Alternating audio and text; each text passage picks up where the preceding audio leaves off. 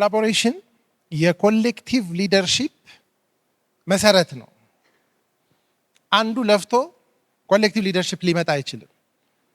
ሁሉም ሰው አዚፈ ሲኢኦ ከሰራ ግን it doesn't matter your role is ሲነርጂው ወዲያውኑ ይፈጠራል።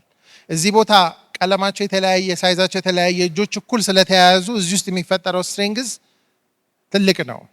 ይሄንን ዊክነስ ይሄንን ጥንካሬ ለማደንከር አንድ እጅ ይበቃል። አንዱ ከለቀቀ ምንም የሌሎቹ ወጥሮ መያዝ ምንም አይጠቅምም።